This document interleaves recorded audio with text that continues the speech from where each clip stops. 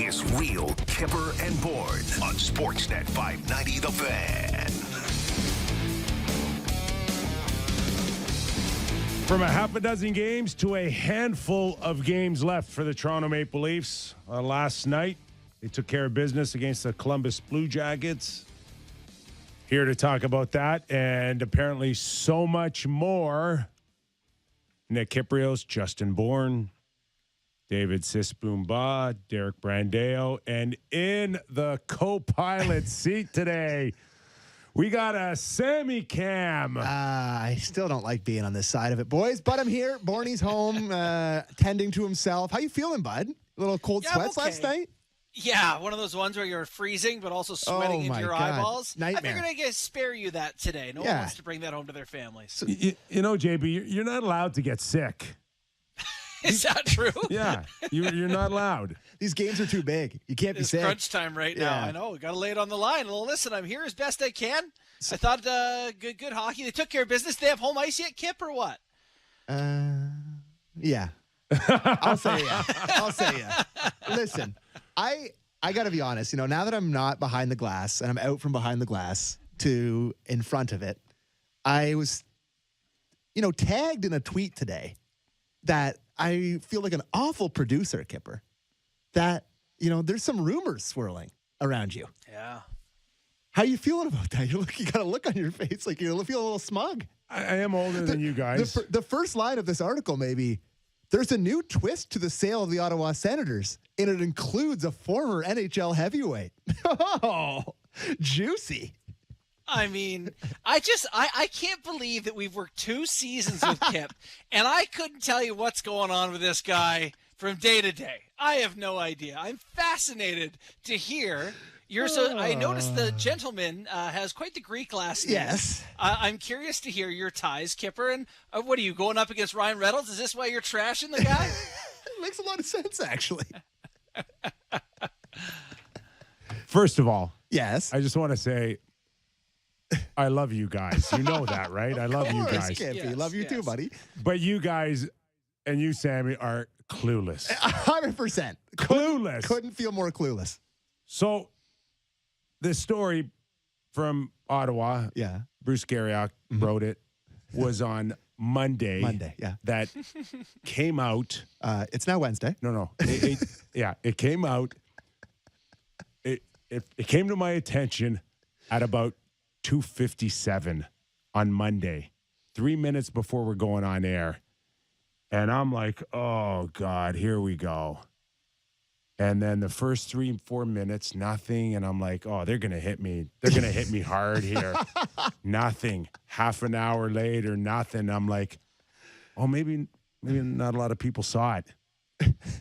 And then it also explains why we were like, what you're doing with Bill Burr. And you're like, oh, my God. Yeah, again, just to, I want to reiterate one more time. I love you guys. But do you think I end up in a seat like that beside that guy just because I happen to be going to the game?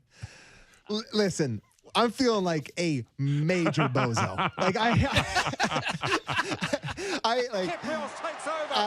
don't think I've felt like, listen, this is a high bar for me, but I'm not sure I felt dumber in the last 2 years than right this moment. I do like you guys clueless. I really do at times. It's like the lead story in the Ottawa Sun. This is on our audience. How has someone not tagged us in it? How is this the first time of hearing of it? I showed it to Kyper today. I'm like, Kyper, what's this? He's like, he looked at me. He's like, "Do you not read the paper?" And I'm like, "No, I don't read the paper."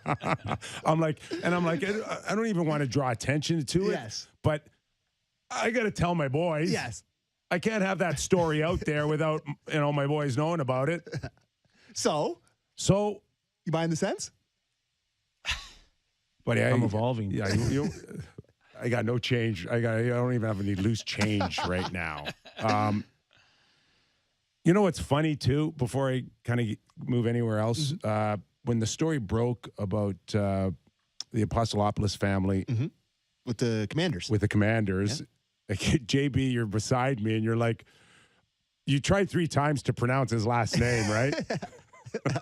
And you gave me no help, eh? And I gave you no help. It's like, I don't know who this guy is. Treat me like a mushroom here. I changed the subject real quick. Okay, here it is in a nutshell. Yeah. Okay. there is interest from the family. Mm-hmm. They called to invite me if I wanted to go and just help them understand the culture of the game, and they know my history and where I've been involved as a player rep, NHLPA, broadcasting, all of it. So I just tagged along. That's okay. it. That's it.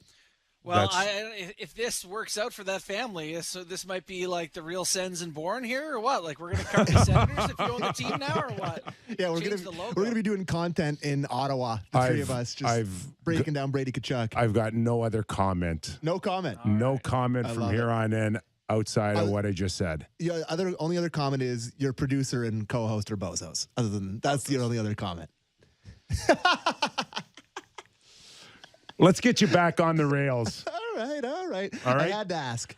In about 40 minutes, we got Steve Valiquette, of course, analyst for the New York Rangers on MSG, does a great job of breaking things down from the net on out. Of course, it's a hot button topic right now for the Toronto Maple Leafs because we saw Joseph Woll come back into the mix last night. Where the Leafs go with Matt Murray. We're going to get Valley's thoughts on that. And then in the second hour, Ken Wiebe is going to join us from Sportsnet, a great contributor, follows the Winnipeg Jets. Big game tonight, big loss by Calgary. We'll talk about that as well. Buddy, that is unacceptable for them to lose that game. Well, you can talk about that later. Yeah, we'll get into that later. But let's start on what we saw last night, a 4-2 victory by the Toronto Maple Leafs. So much, I guess, stronger roster than we saw against Detroit. And let's start with you, Sammy. You're in the JB chair right now. Yeah. I was happy that Jet Greaves, he didn't get lit up because they spent a lot of time on the broadcast talking about how he's like a local kid and his dad had to get the night off at the fire hall and his mom and dad were there. And the way it was going early in that game, the first one goes in, Zach Aston-Reese kind of beats him in not the best spot. I'm like, oh, please, God, for this kid, don't let it be 8-1. They're just putting him in there because they're trying to tank. And for me, I thought he was maybe the story of the game. I thought he was excellent in the, from that first one that went in until the end of the game. I think he was their best player. So I was happy that old Jet didn't get lit up too much. But I thought it was kind of a weird one for the Leafs in terms of them controlling the play so much. They really dominated from start to finish, but they didn't get a ton of results, which is something we've seen in the past. But it's hard to take a lot out of it, don't you think? Like, are you guys thinking any differently about them after watching that game last night? I don't know. You look at the Boston Bruins, a team that we've praised all season long, and one of the reasons we praised them is like they got that depth. Some days your best guys don't score, and they have these guys that find a way and put them through. And I thought that was a story last night for the Leafs. They've got a good bottom six. The Columbus bottom six is like an American Hockey League team. So I thought they handled their business pretty well. Got 50 shots on that guy or whatever it was. You wouldn't. 2-1 wasn't awesome going into the third period, but overall, pretty expected showing, I thought. Mm-hmm. Yeah, I thought they worked for it. Yeah. Listen, you come out and you got 50 shots on goal. You're pushing hard, right? Yeah. So, and I thought Columbus, outside of the effort from Jet Greaves. Yeah. Graves or Greaves? I've said both 3 times. So I did Leafs talk last night. I did. Let's just go with Jet. Jet from now on. Yeah. A great effort by Jet. Big time. I think the game-winning goal was off Aston Reese's ass. Yeah, it was off some part of his nether region. Something. Yes. So a bad bounce against him. He could have found a way to send the game in overtime quite easily. Absolutely. And that's one of those games where the Leafs statistically dominate. I'm sure the puck possession, all the analytics were heavily in their favor. But, I thought Columbus presented as a big, strong team that fought back, that they didn't lie down and roll over. Boone Jenner, to me, was great. I watched Corrali run over Nylander.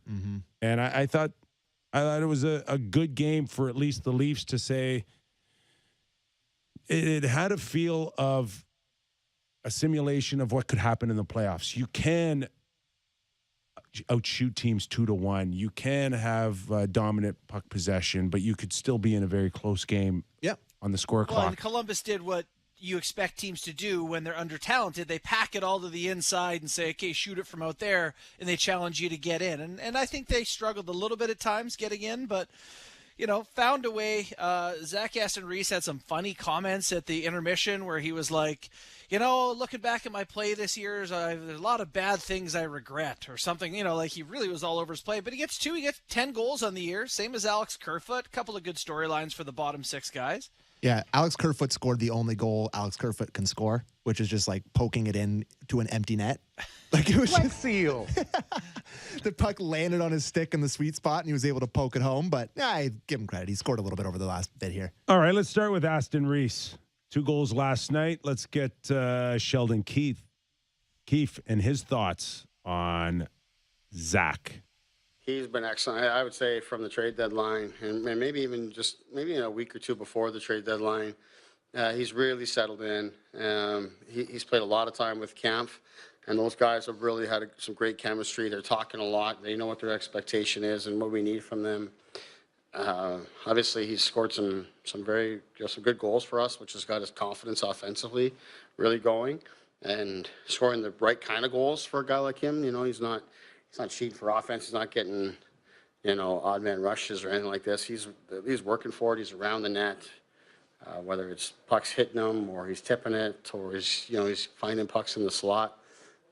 It's all coming from a really good process of working hard, being above a puck, being physical, all the while giving up almost nothing defensively. And apparently, he only scores goals when the games are broadcast on TSN and not Sportsnet, means they were bragging about that yesterday. Yeah, great. Well, I'd rather Matthews score my broadcast. TSN disappears in the playoffs. So is that bad news now for Aston Reese and Leaf fans? That's a great point. Didn't think about that. You're done. Oh yeah, that's it. He's got 10 of them, and 9 of them are on TSN. So yeah, he's hoping that they steal a couple for the playoffs. But I think the trade deadline, like he mentioned there, it's been pretty clear, and I'll get both of your guys' takes, that like the trade deadline bringing in more bottom six guys and Lafferty and Achari, I think it did a couple different things, or I'll even go with 3. Obviously, it made your bottom six better. You brought in 2 guys that know their role, play in that bottom half of the lineup. It inspired your guys that are already here. Kampf has played better since the trade deadline. Zach Aston Reese has played much better since the trade deadline. And the third thing is it's going to be tough for Nyes to get in this lineup now.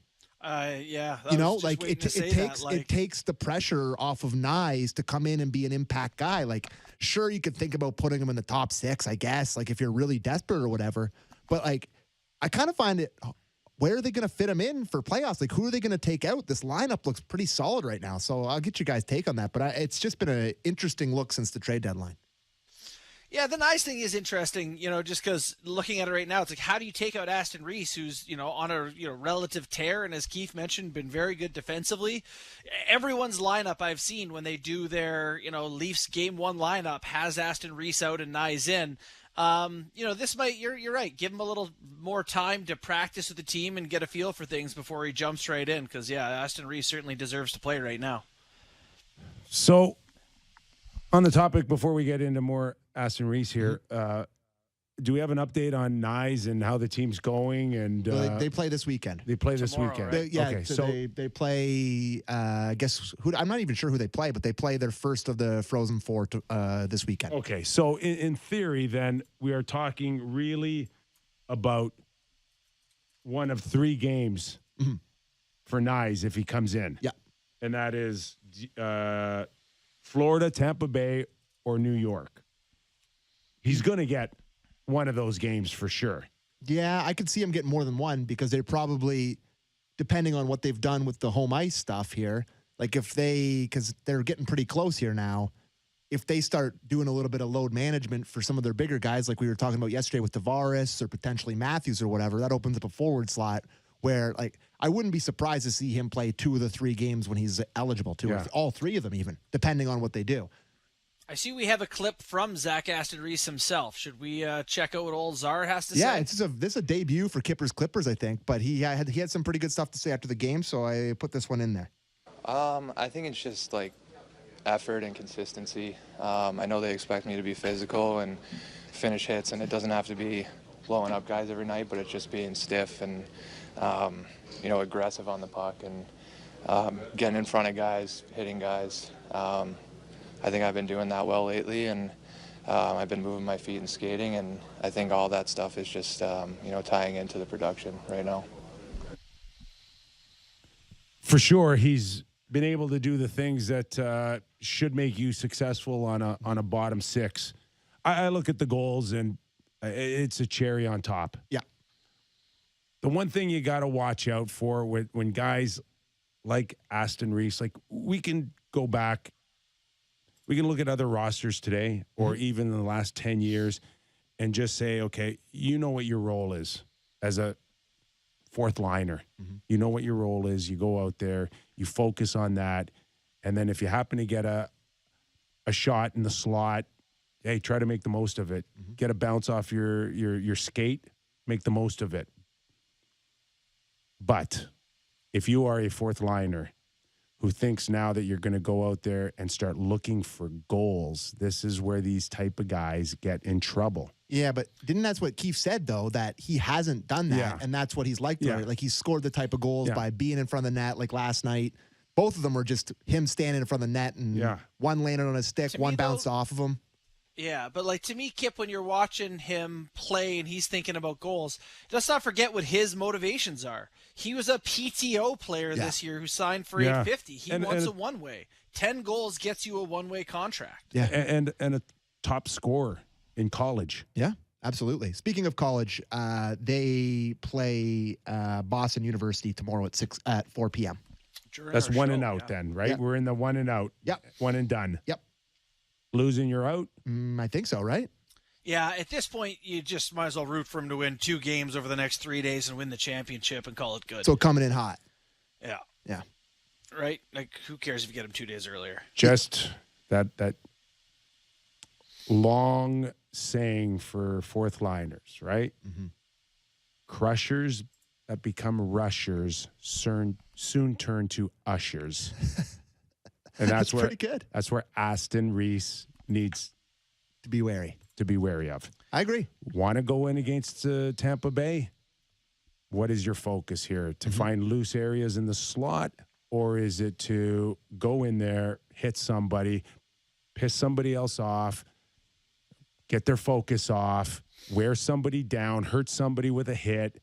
Those are the things that make teams successful in the playoffs. And they seem to love him defensively, Zach Aston Reese. They really, a lot of times we've talked about him this year when he wasn't playing this well, and we were always saying, like, what is he doing? Like, what has he done to stay in the lineup constantly? And I think it's just he's really, really responsible defensively. So I think that role is also huge in the playoffs. Okay, let's get Sheldon Keefe's overall view of what he saw last night. Challenging game here tonight, right? Like, we have the puck a lot. We're getting lots of shots, getting lots of chances. Yet it's a close game, and you still have to be really smart and really disciplined defensively. But I think ultimately this is really kind of a perfect game for us in a lot of ways. That we had the puck a lot. We're in control of the game, yet it's still keeping us honest and keeping us, playing with the mindset that's going to be required here the rest of the way.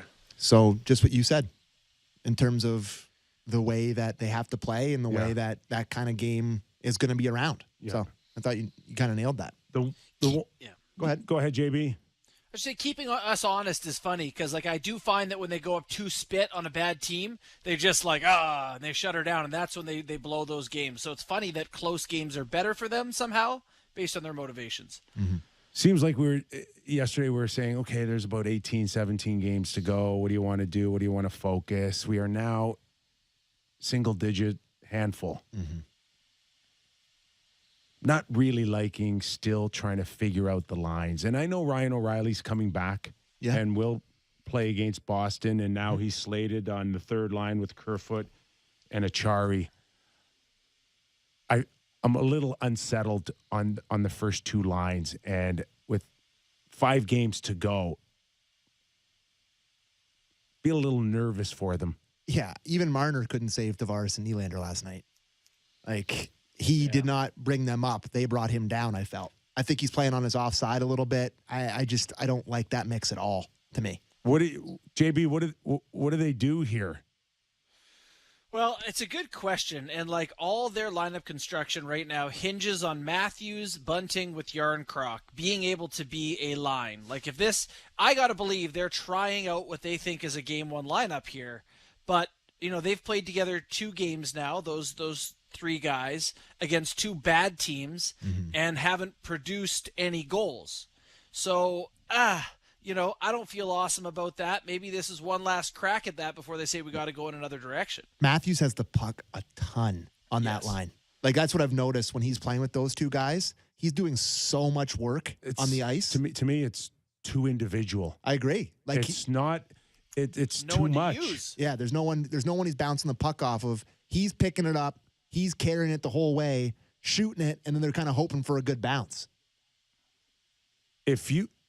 My opinion is if it is Bunting, Matthews, and Yarncroc predominantly against Tampa Bay, they lose in 5 or 6. Really? Yes. Why do you think that? It's not a line that's going to beat Tampa Bay. It's not. And we just said it. You said it. It's predominantly on Matthews. Mm-hmm. And on Tampa, I got Anthony Cirelli against Matthews. That's your focus. And we'll see if Yarncroc or Bunting beat us. But I don't think I need to worry about that as much as, hey, Anthony Cirelli, you focus on Matthews and we'll take our chances. I wonder, though, if you do have them saying, all right, Cirelli and Hedman are going to get Matthews. I mean, what does that do for Nylander, Tavares, Marner, or whatever that line looks like? Obviously, it shifts the pressure, but you're hoping to create a mismatch at some point. I imagine the first thing you would do is put a big line against Tavares, Marner, and Nylander, and maybe even O'Reilly, Kerfoot. I don't know. Like, it does create some complications for the coach about, like, are we really going to let Matthews play third pair D? Probably not. Yeah, that's from the Tampa perspective, you immediately put Cirelli on Matthews, and then you let their big line go up against Tavares, Nylander, and Willie. Yeah. And then you're kind of then it's to the bottom 6. Then you have O'Reilly. So now you got Point.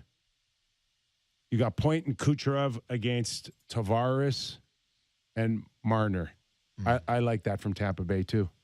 Yeah, listen, Tampa's really good. Like I'm just looking at their lines here and how they match up. It's not like Point has to carry Kucherov or Kucherov's got to carry Point. They're going. They're both going. Marner has to carry Tavares in this. Yeah. With less than 5 games to go, unless Tavares hits a switch and becomes this dominant 200-foot center, which we know is not coming. Looking at the Tampa Bay forward lines as of right now, Cirelli's playing with Maroon and Killorn. Their second line is Paul, Colton, and Hagel. Like, I feel good about the Leafs' chances down the lineup, but I think I agree with you, Kip. Like, I think you got to give Nylander back to Matthews, have O'Reilly deal with. If you're going to load up a line, I liked O'Reilly, Tavares, and Marner more than I do Willie on that line. But yeah, then you have O'Reilly, Kerfoot, Achari, something like that. You can't leave Matthews on an island like that. We'll see what happens tomorrow night because we are going to see Bunting, Matthews, and Yarncroc. That should give Sheldon and the whole management team a better feel, a playoff feel with what that line could be capable of, I think. I'm really interested to see how the Bruins look at tomorrow night because, they've been resting guys and people have been sitting out and, they've been playing some shaky games against bad teams here down the stretch too. Like they're still winning. They win every game, but like they've been, in tight games against Columbus. They almost lost to St. Louis the other night. Like they've been playing. They lost to the Blackhawks within the last few weeks. Like they haven't been, winning as they still win. Let me just say they still win, but hasn't looked as good as it did earlier. So it'll be interesting to see what switch they flip, who they rest, what they're looking like when they put go against the Leafs tomorrow night, how seriously they take that test. Okay, from Sammy, we'll go to Sheldon Keefe on the Boston Bruins. From what Sheldon sees it'll take to beat them. No, I don't know if they have. Frankly, it's just been impressive to watch. To see the way the players have just done it night in, night out, and the coaches have kept things moving and keeping guys on board there. And yeah, it's been really impressive. I mean, they maybe could host the NHL awards in their building this year. To me, they should be cleaning up. It's been so impressive all the way through their group and what they've done. They're so far away from the pack is impressive. That's quite the line, eh? Sheldon listens to our show. He literally stole my thing. They're the perfect team. Nothing could ever hurt them. They're perfect. That's all that is. Just hard reverse jinxing. He's just saying, like, he's effusive in his praise because he's just like, yeah, they're perfect. No one would ever touch them. They're the best. They're the best. Like, of I course, imagine nothing will ever go wrong for them, and if it does, they should panic. Of course, he respects them. Like, he's being genuine, but in the back of his mind, he's like, I'm gonna go over the top here, right? Like, there's no way that's like they could host the NHL awards in their building. Really? Yeah, it's great. Like, you can't lose saying that because you're respecting them. I mean, deep down, you do want to jinx them. Of course. Right? Of course. That's an RJ of all RJs right there. It's Brad Marchand saying he Marner's loves Mitch Marner. Yeah, he's my favorite player. Marner's my favorite player in the league. It's like, all right, buddy. Yeah. So, listen, it's going to be an awesome test for the Leafs. Like, I think it's nice for them to not be ending against duds, right? Yeah. Boston, and then next week against Tampa and against Florida, who's in a dogfight for their life. So it's going to be a good test for them. Right now. Yep. Yeah. Steve Allicat will join us in, about 16, 17 minutes to talk about the goaltending here in Toronto and around the league. Sure. How about Rangers, New Jersey in the first round, possibly? Maybe. That would be awesome. Yeah. That's going to be good. But your thoughts on Joseph Woll? We'll start with you, JB. I don't think he was tested a whole ton. Not a tough game to get a read on a guy, and probably a tough game to play where he's not really under duress. Didn't love the Robinson goal that he just shoots it by him. Yeah, it's, he was fine. His numbers were good, but not one of those games that made me go, I agree with everyone who tells me he should play in the playoffs and he's going to be Jordan Binnington. Yeah. Like that first one, he just falls over. He just blew a shoe. He was speed wobble. Yeah, he actually is hilarious. We have a clip of him talking about it. We should listen to it. It's hilarious. You have that clip from Joe Woll? I can't say that's happened to me before. I wish I could blame it on the skates or something, but I just fell. so just caught a rut or something and tried to make a save in the midair. Didn't work. So was it an easy one to shake off, or you just kind of laugh it off? Yeah, I mean, there's not much I can really linger on. It happens, so I'm just happy. The guy's got a couple goals for me. Yeah, happy they won. He looked like a guy that, like any other top kind of goalie prospect, that got his feet wet. Mm-hmm. And I like him. I think there's a lot to like. The size, his mannerisms, the way he quietly goes about his business. He looks like he belongs. This is anecdotal. We'd have to ask McKenna about this, but it really feels like pucks stick to him.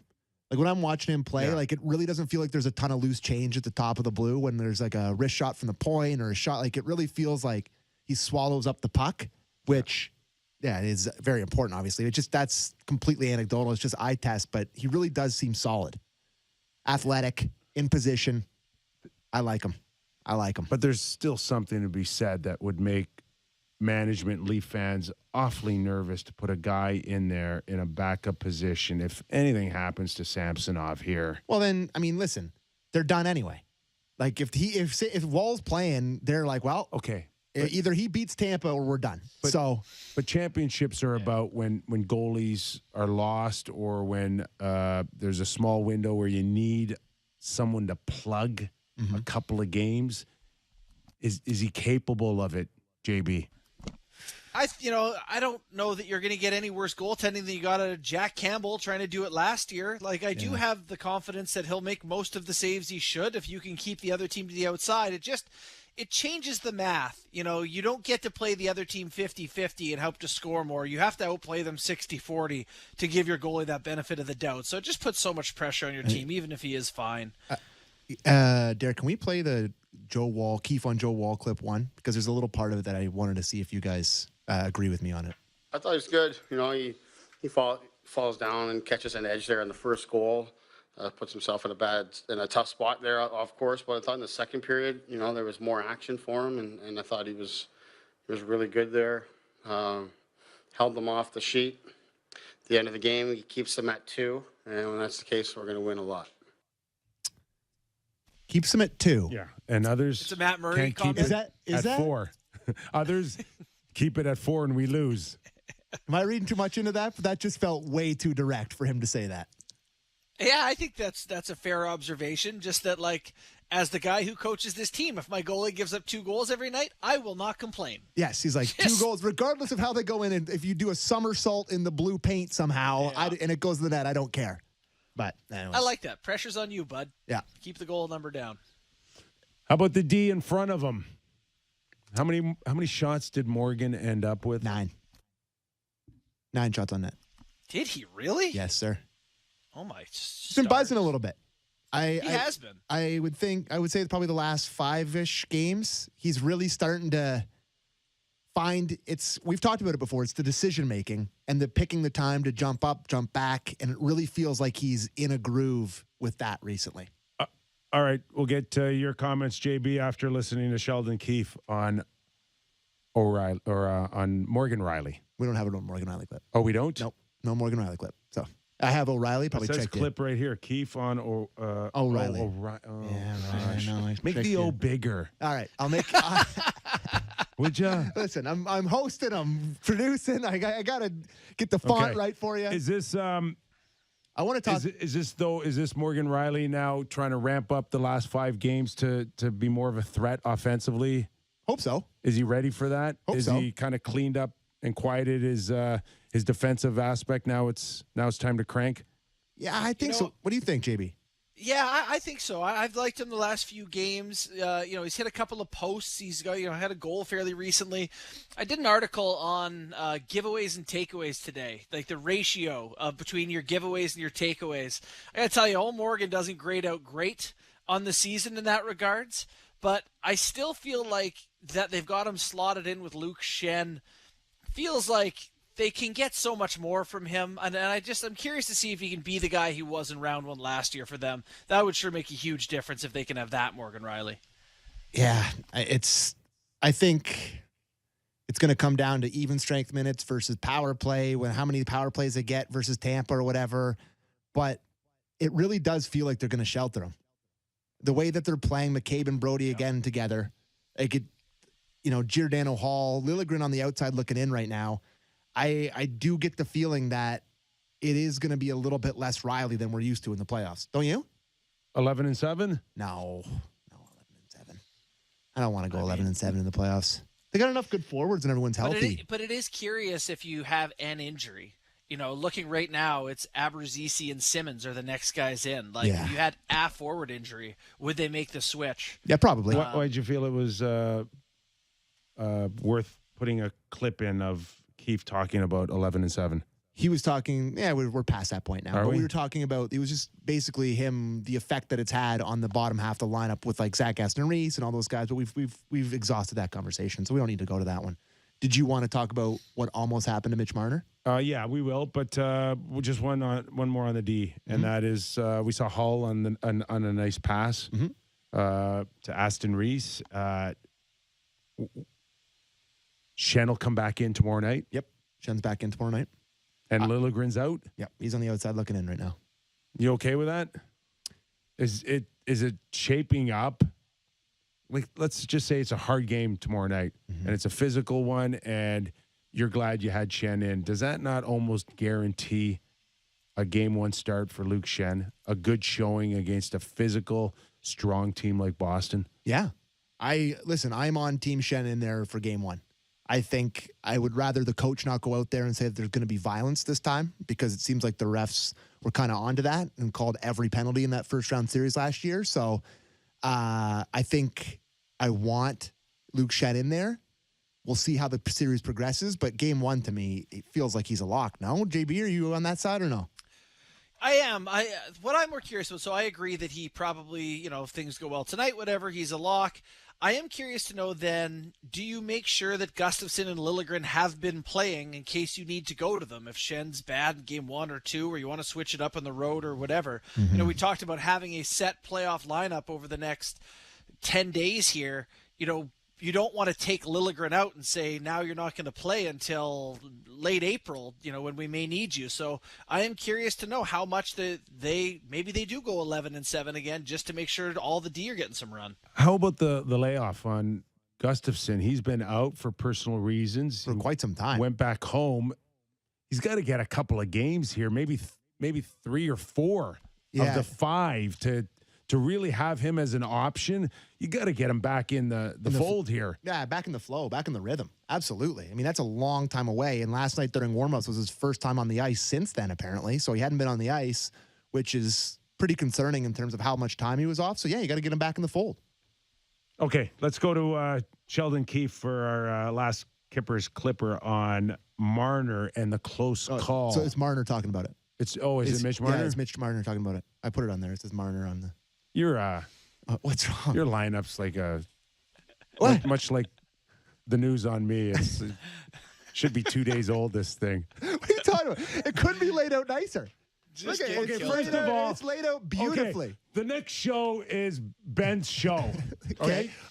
Yeah. Ben's show. Yeah. Every day he comes in. Yeah. Quick comment, and I look down at his lineup, and it's beautiful. It's got colors. It's so organized, and it's just like someone actually spent more than 5 minutes on it. I spend at least an hour on this every day, Kyper. Look at that, people. What's wrong with that? Look Okay. how nicely laid out that is. Marner on the injury. Yeah, obviously, he's not meaning to do it at all. It's a scary incident there, and right away it just felt weird. Didn't know really what it was. I assumed it was a skate, but yeah, obviously when I got back, I just asked our trainers there if there was a cut or anything. Didn't feel like there was a cut, so pretty lucky, but definitely a freak little incident there. Do you wear protective mesh at all down there?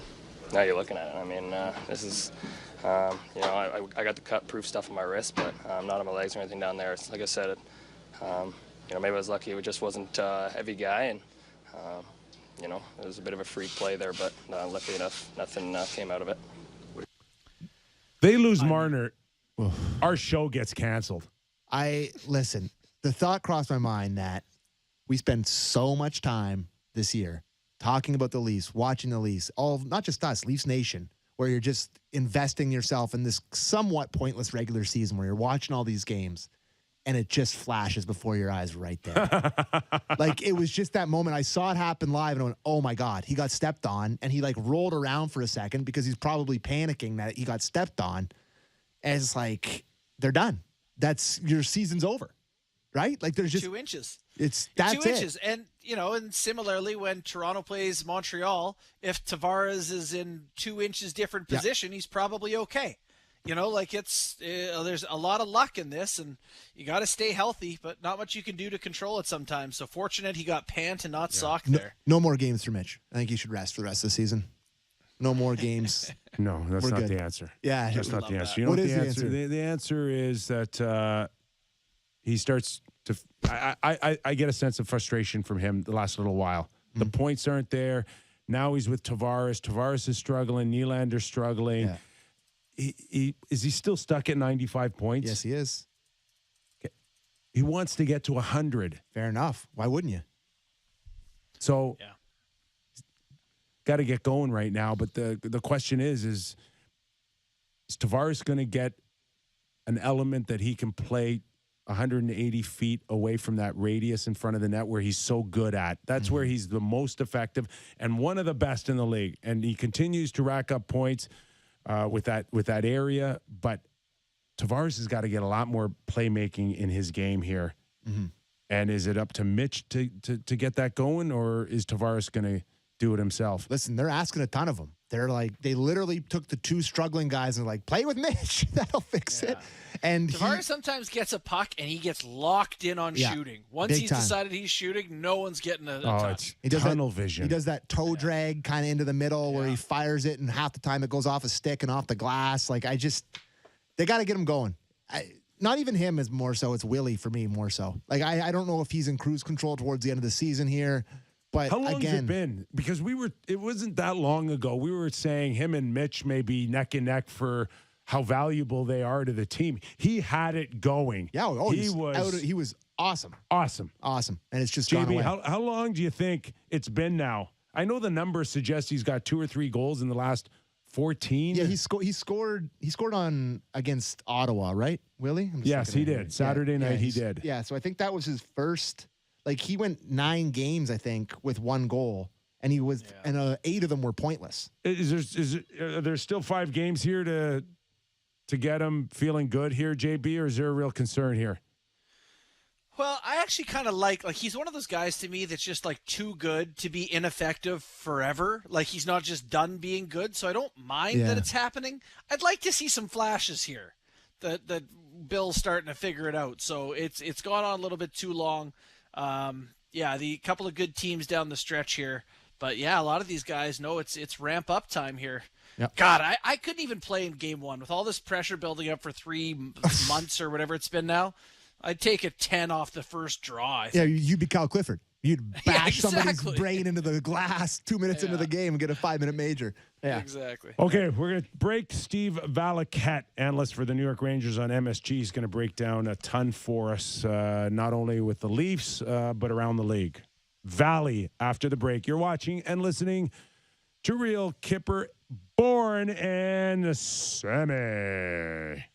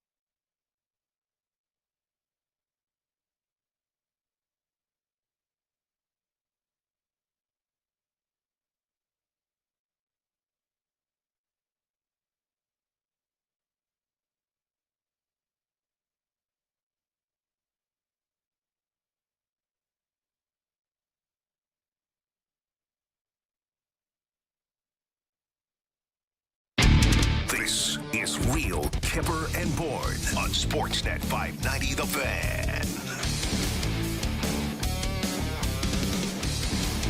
Nick Kypreos, Justin Bourne, Sammy doing a real good job filling in physically, mentally, and emotionally.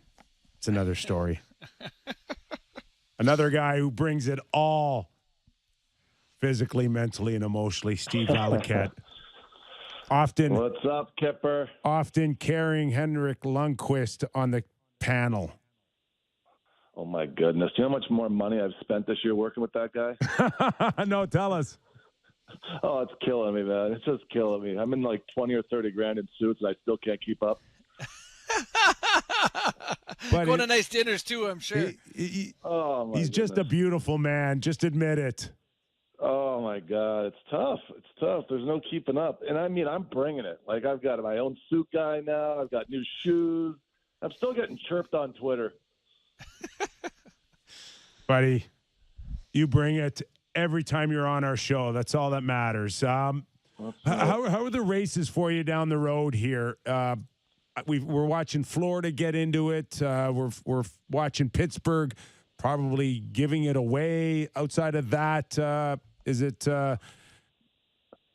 something that you look at and go, is it enough right now? Would you like to have seen more? I mean, I'm sure you guys feel the same way. Who wants it? You know, that's been bizarre for me, just watching teams not want it, not take it, not take ownership on it. It's been troubling that way, just watching it break down. Nobody really wants it. I don't know. It's not like, I don't know. Nobody wants it. I mean, that's my feeling. I'm just surprised nobody's really taken it. Yeah, we've been watching a lot of interesting playoff battles. The Leafs obviously sort of embroiled in their own, decision-making, having known where they're going to be in the standings for so long. What were your thoughts seeing Matt Murray get hurt again, seeing Joe Woll get some starts? Are you at all a believer that Woll could be okay? Do you think Matt Murray can come back and play? What do you make of the Leafs goaltending situation as it currently stands? So Murray's injury, it's a concussion, right? I mean, I saw the play, but that's the call on it, or is it not? Is it head just injury, labeled as upper butt? Head injury? Yeah, Okay. I think we're safe to speculate. Yeah, all right. I'm a doctor. I do play one on television. So here's the thing. We saw this last year when the Rangers played against Ottawa. If you remember the game, the Rangers were trailing by 5 minutes to go.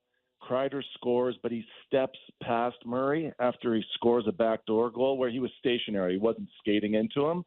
And as he stepped by him, he jarred his head back a little bit. It was more of a glance than a direct blow. Murray leaves the game, and there's speculation that he's got a concussion, and it was called a concussion after the fact.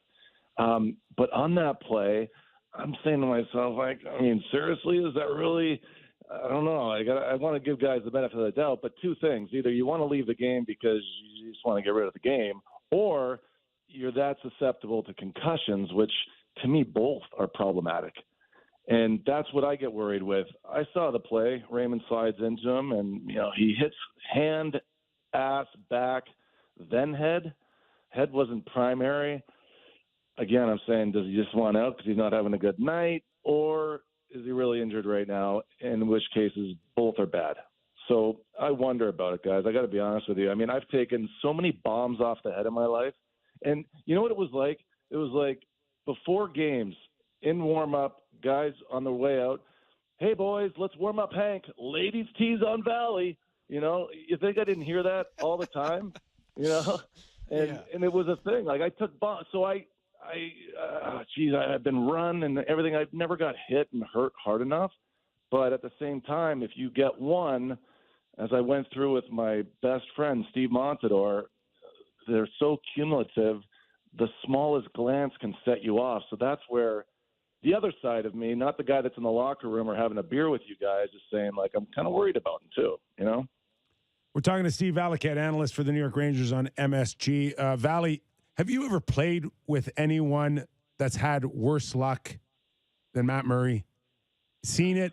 Well, no, and that's why.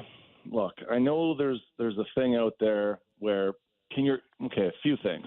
Number one, I remember talking to Matty Nickel, BioSteel, a couple Sure. of years ago, and he said, Valley, there is no excuse for a soft tissue injury at this stage in the game. We were just talking openly about injuries at the time. Makes so much sense because here's my past history with injuries. The only time I ever got injured was when I was coming out of the shower and Jean-Guy Trudel, there was two guys fighting in the locker room. He was at the Gatorade, didn't see me, and stepped back on my foot. Blade, barefoot. I slid on my back into the shower and saw my toes fall off, and just the back of my foot was keeping my toes on my body. All right?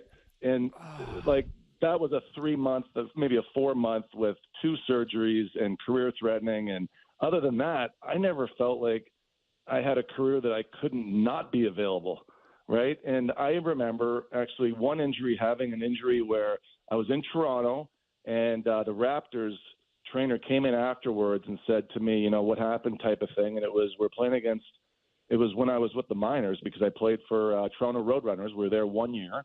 And we were playing against Ottawa's Farm, Binghamton. Ray Emery was in net. I remember the game because I thought I was going to have to fight that night. And I moved to my left out of my butterfly, and my right knee just went. There was no contact. There was no strain or stretch. And I thought to myself, am I that sensitive? Am I susceptible? Am I going to be that guy right now? And I remember the next day, the Toronto Raptors trainer said to me, and we had a bit of a personal relationship because we're sharing the building. He said, you need to be in the cold tub after every single workout, whether you're on the bike, running, off the ice.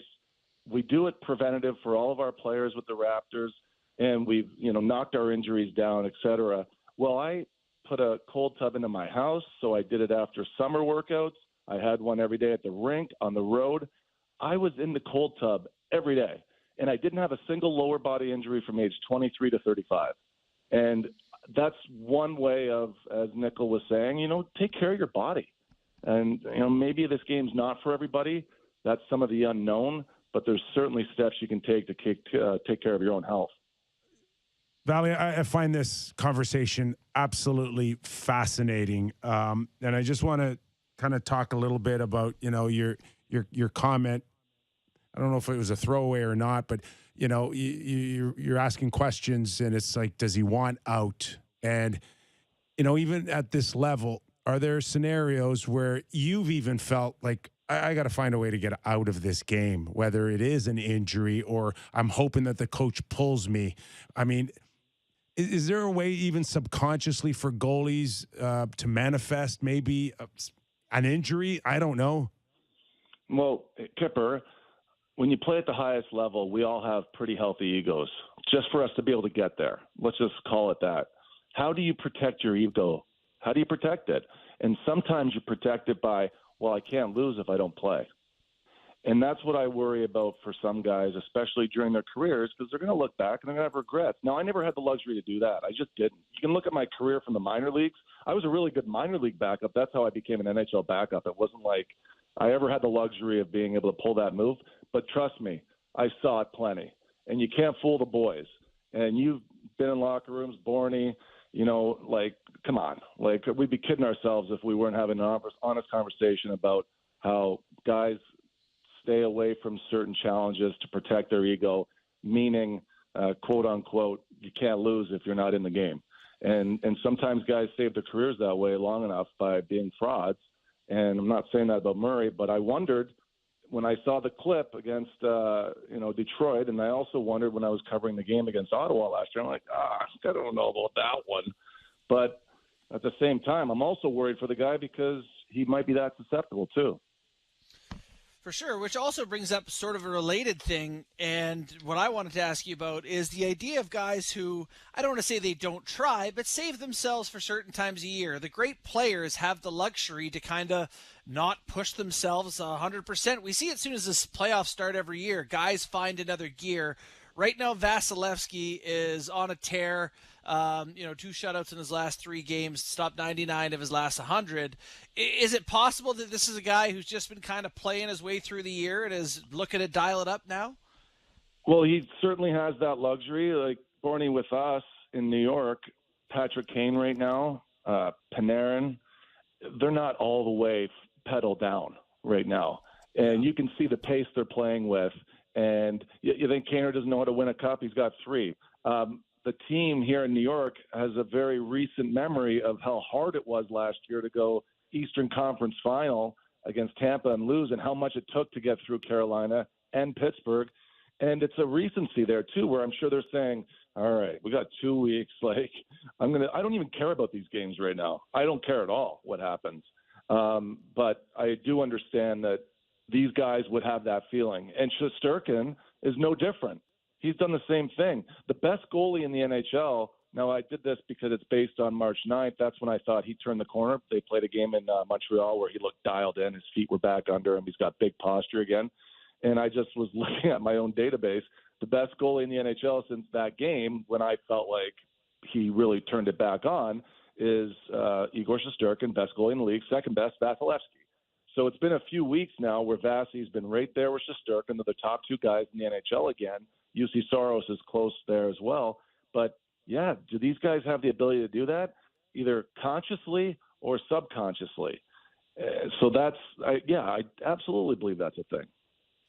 When we speak of Vasilevsky, Shesterkin, even Ullmark now is in the conversation. How can you not put him in the conversation after the year that he's had?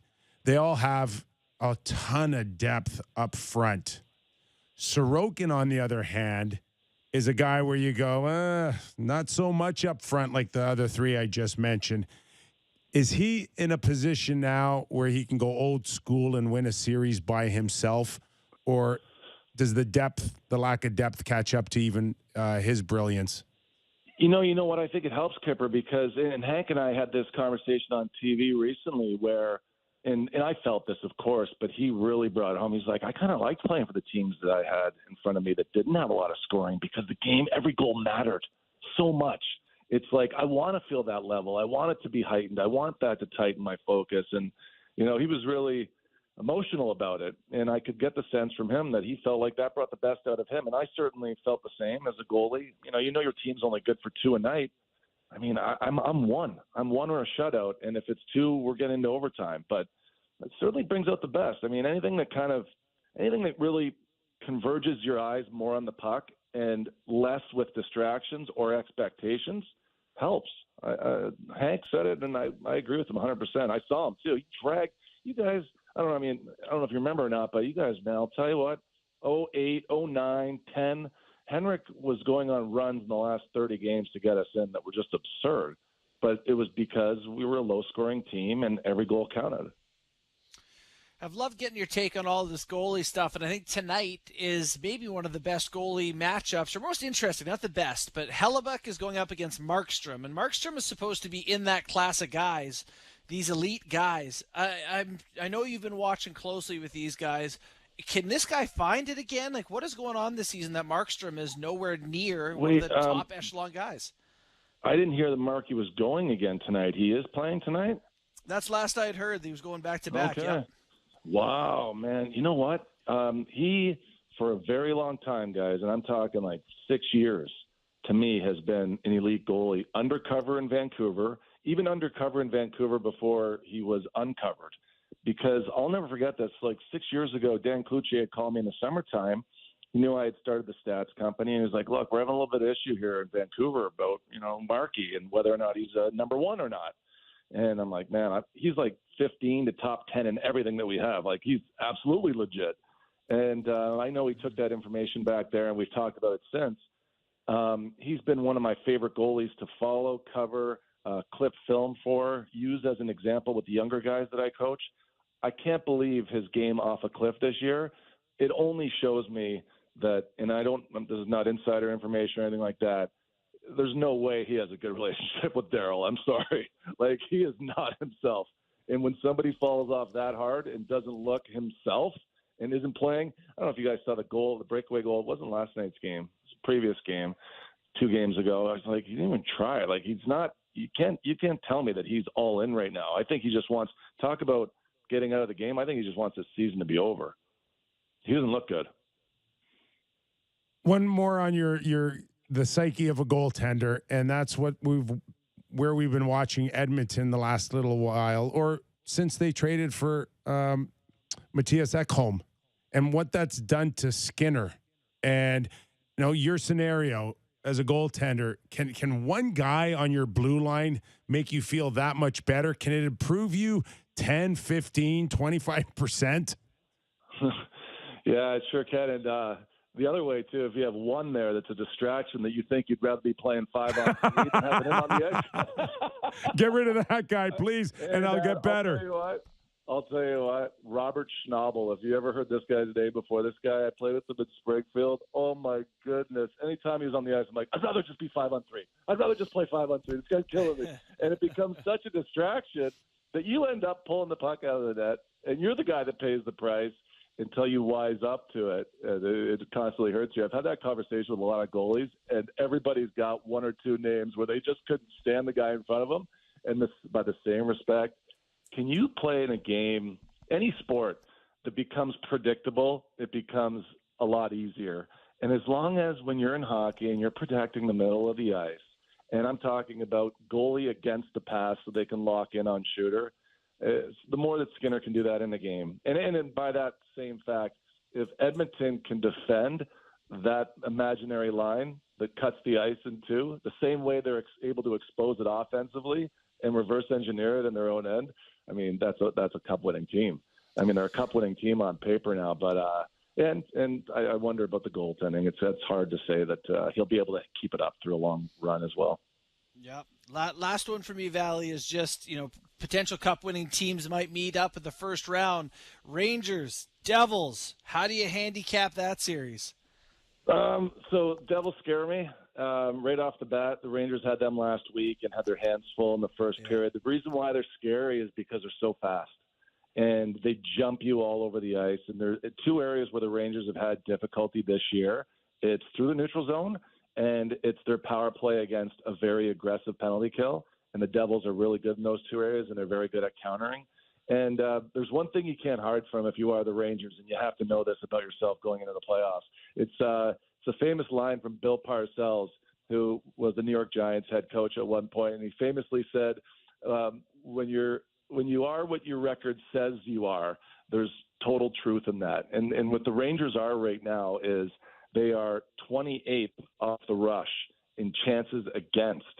And I took a deep dive into this today, and it kind of pissed me off because in the full season off the rush against, the Rangers were 23rd. I'm like, okay, let me just dial this back to maybe December 5th, because that's when the season turned for them. They beat St. Louis in a comeback game after Trouba had thrown his helmet the night before against Chicago in a loss.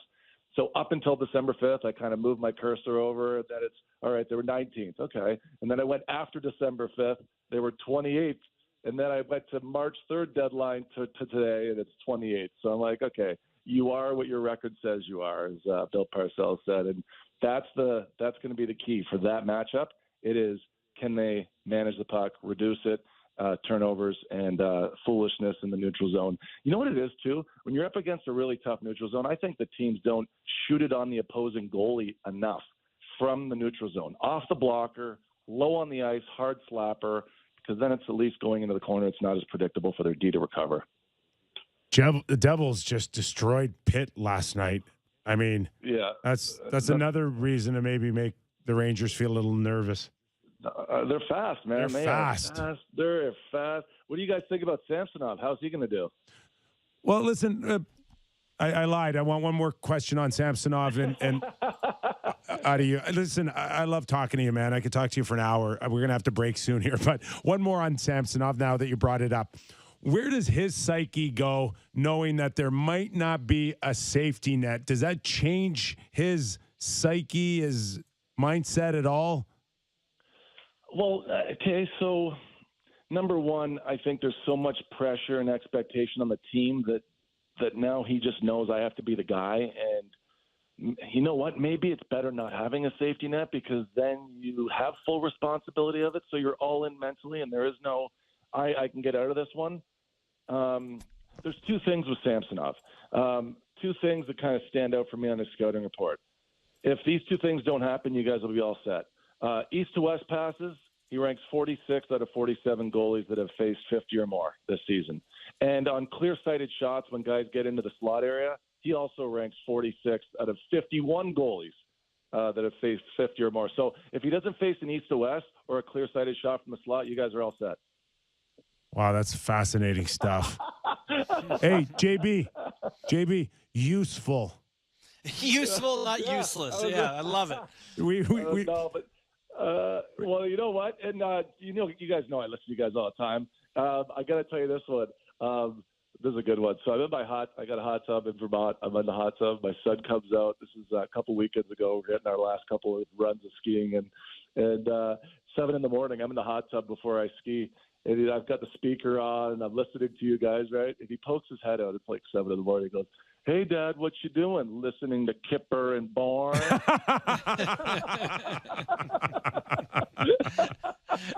Proud to be a part of your routine. I'm absolutely sharing that with the boys. That's awesome. Well, listen, big hello to your kid, all right?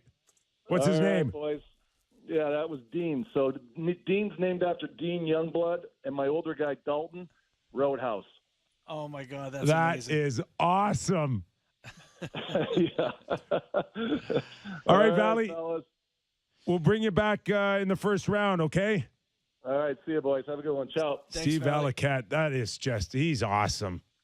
Dean and Dalton are awesome. That's classic. Does a names. terrific job for MSG as an analyst. And all right, we're going to go to anything else before we go to break, Sammy? You can go to break if you want. I don't have my headphones back here, but I can talk to you and then talk back to JB, me. you okay? Yeah, I think it's interesting chatting about the Leafs goaltending, and his thoughts on Samsonov and, what they need to do. I see a tweet here from my friend, the Oak Leafs, who says that after December 1st last year, the Leafs goaltending was sub 900. After the December 1st this year, Samsonov and Joseph Woll have both been 913, 932, pretty good guys. So I'm encouraged by the Leafs goaltending talk is all. Okay. Just a note. I know we're going to go to break soon, and not that we have to deep dive it. But JB, 0 for 3 on the power play last night. Yeah, but I thought they were really good. I thought they created a lot, moved it around. It looked like, I don't know, they were all 5-on-3s, didn't it? 0 for 3. You got to score. Well, I mean, when you're going up against the Jet, it's okay. It's Trust the process. the Jackets and the Jet. All right. Speaking of Jet, Well, I was just gonna say that those two stats that Valley gave us at the end there about the cross crease passes and it's not, and that's where Wall is way quieter. do the Lightning like to go side to side on their power play, or is that just? I feel like I've watched that a little bit. Kucherov A little to bit. Stamkos once in a while. There's nobody that can disguise a shot pass better than Kucherov. God, that one's going to give nightmares. He's still playing, right? He's still on their team. I think right? so. Oh boy. I think so. All right. Ken Weeb's going to join us, Sportsnet contributor based out of Winnipeg. We're going to tee up, speaking of Jet, the Jets and the Flames tonight. Hey, Game 7 for Calgary and Winnipeg. Yeah. More of that after the break.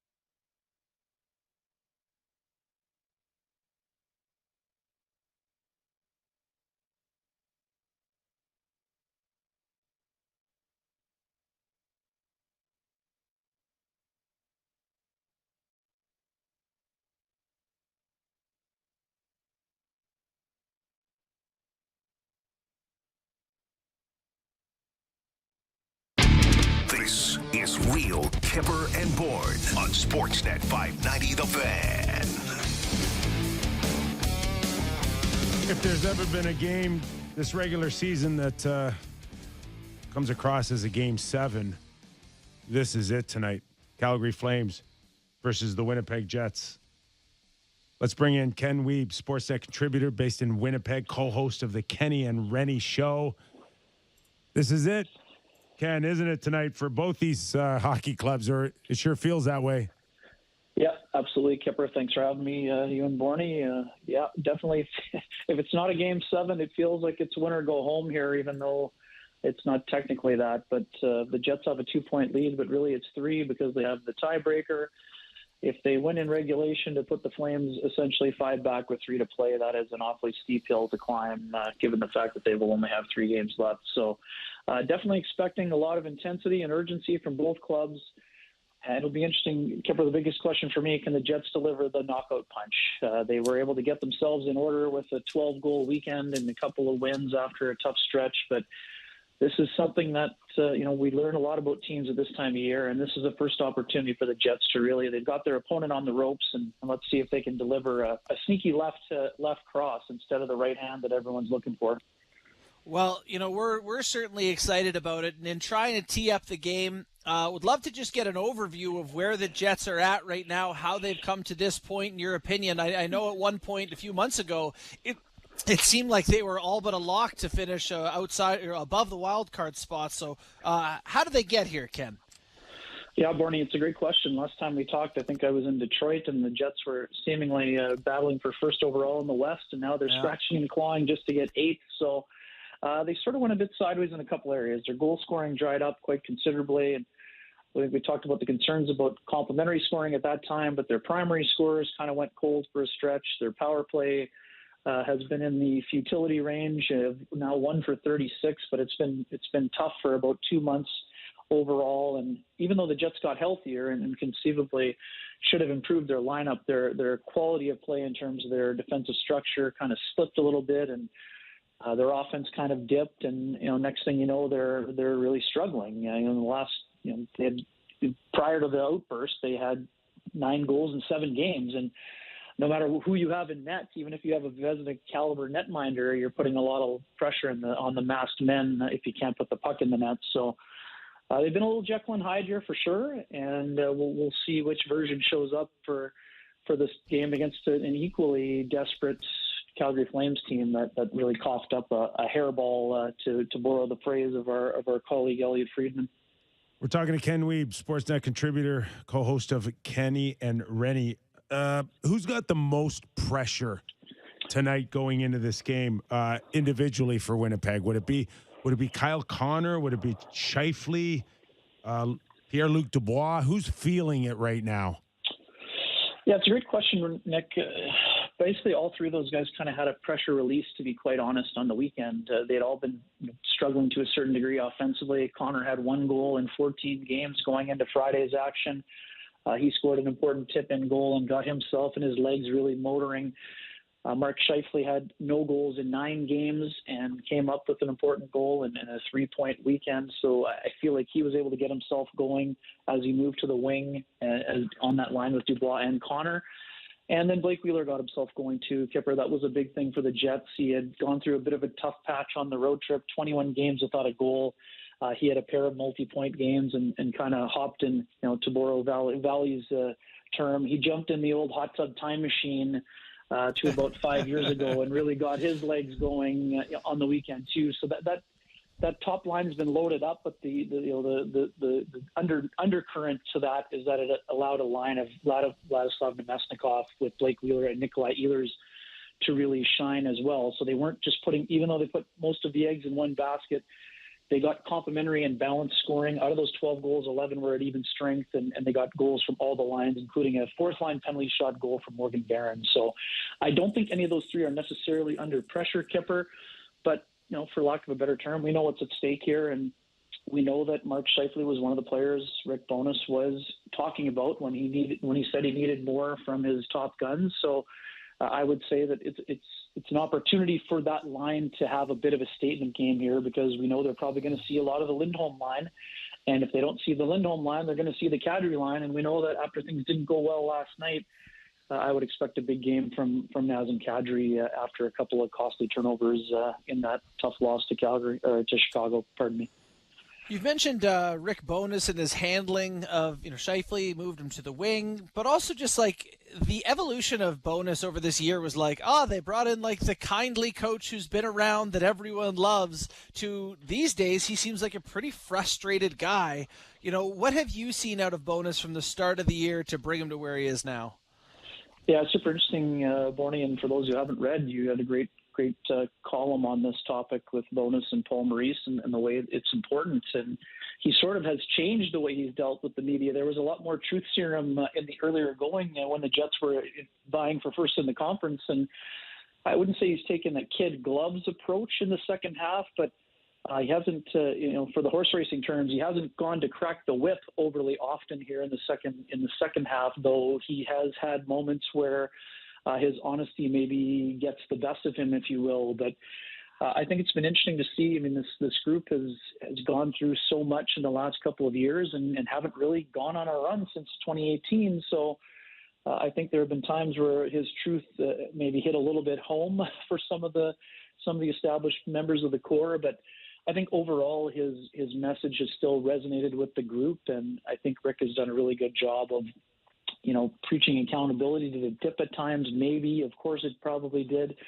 But overall, I think he's really done a good job of resonating with the group. But there have been times during this last month where, he looked like I wouldn't say he would look like he was out of answers, but he definitely had a lot of head-scratching moments. And I think he changed his tone in terms of how he, was doing a lot more propping up of the players rather than asking for a whole lot more when he talked about the responsibility of battling for first overall in the Western Conference. So I think he's done a good job, but, we'll find out ultimately in these last 5 games if his approach and his evolution of that approach, struck a chord and allows him to get into the playoffs. Hey, Ken, we can look at this roster as I did before the season and understand that, whether it was the statement they made with Blake Wheeler's captaincy or just the fact that some contracts are going to be coming up and who stays and who goes. But does that fork in the road come a lot sooner, missing the playoffs? And does that drag in Cheveldayoff and to a certain extent Bowness moving forward? Yeah, it's a great question, Kyper. I do think that missing the playoffs would be a bit of a nightmare for this group. 2 years in a row would be very costly at this time, knowing that contracts that you mentioned, and not just Scheifele, Dubois, Hellebuck, all those core pieces. So it would probably expedite things for sure. Even getting into the playoffs and squeaking in, maybe, I think there probably need to be some difficult decisions that are made with the organization. But, I mean, we've seen this before with the LA Kings. I mean, the similarities between the Jets and the Kings would be that, the net minding. I mean, if the Jets get in and squeak in, they would have Connor Hellebuck, who can be the great equalizer. Now, does that impact the future decisions on some of those important players? I'm not sure, but I think let's just put it this way. I think the roster is going to look a lot different come the fall, and running it back is a lot less appealing for a team that's an 8th seed rather than a 1 or 2 seed, which is what they were looking like for a long time. So what that looks like exactly, and I just don't see a rebuild happening here, guys. And look at the Central Division. There are a lot of teams already that have cast their lot in the, for lack of a better term, rebuilding or tanking mode. I don't see the Jets, casting their lot in that field, given they're already going to be a year or two behind most of those other teams. But having said that, if they don't get a couple extensions involved, they'll have no choice but to make a couple moves, whether that's in the summer or prior to the deadline. And that's when things get really dicey, because what if all of a sudden the Jets are having a great season? Now you're going to tell me, oh, by the way, we're going to trade 2 of our best players because their contracts are ready to expire and they're not willing to extend. So I would say the Jets are going to be one of the most active teams the week of the NHL draft, but a lot of that could still be determined by what happens in the next couple of weeks and maybe months if they get to where they want to be. It's a lot of jobs hinge on making playoffs and not, and Calgary is no different. I assume you've been putting in some time looking at the Flames and what their team is all about. What are your thoughts on what's going on there for a team that really had very high expectations, I think, going into the season? Yeah, fascinating, Bourne. And sorry, Kyper, as far as Rick Bowness, if the Jets are reloading, I think you could see him stick around. But this year has been really taxing on him emotionally and mentally. I think he got COVID early, and that's been a factor for him. But in terms of Calgary, Bourne, they've been one of the bigger disappointments in the year. There's no other way to put it. Jacob Markstrom looks like he hasn't recovered from the playoff, the playoff toll that was extracted from the series with the Oilers. On the back end, I think one thing that we don't talk about enough, and I know he's not a marquee name, but not having Oliver Shillington. Yes, I understand he was available on waivers, but he really established himself as a top four defenseman with the Flames last year. He's such a mobile guy. It was a short summer for Nazem Kadri. We know about the issues that have been discussed about with him and Daryl Sutter. It's not really clicking super well. One guy who's had a great year is Toffoli. But a lot of guys had, drop back seasons, and nobody bigger in that category than Jonathan Huberdeau, who is expected to be, if not a 100-point guy, an 80-plus guy, and his production has dipped dramatically. And the guy he was in the trade for just so happens to be in the middle of the Hart Trophy race for second place. We know who's going to win first place, but if the Florida Panthers get in, Matthew Tkachuk is right in the middle of the Hart race for number two with guys like Jason Robertson and Nathan McKinnon and Mikko Rantanen and David Pasternak. So Mackenzie Weegar, the adjustment has been a little up and down there. And the one thing we found out about the Flames in the playoffs, we're seeing again now. When they don't have Chris Tanev in the lineup, they don't defend nearly as well, and their scoring hasn't really been there. So I'm fascinated to see both these two teams that are playing tonight, guys. They have been masters of inconsistency at times. And that's what sort of created this turtle derby. And whoever can play the best in these last 4 or 5 games, respectively, is going to be the team that punches their ticket, unless there's a miracle finish for UC Saros and the Predators, who don't seem to want to go away here in this race either. Can you mention Tanev and what he means to Calgary, and then you watch Matthias Ekholm added to the Edmonton Oilers lineup, and you watch two struggling teams going at it tonight, and it's as if Edmonton now has been like shot out of a cannon moving towards the playoffs. Are you surprised, or was it just plugging up a little bit of a deficiency on their blue line? Yeah, absolutely. And you guys know I've watched Ekholm so closely in the Central Division these last decade plus here. He was such a smart addition. I know the Jets were in on him a couple of years ago before he signed the extension. He is a game changer, not only for what he brings. No, he's not the same player he was in 2018 either, 5 years ago, but he's such a good partner for Evan Bouchard.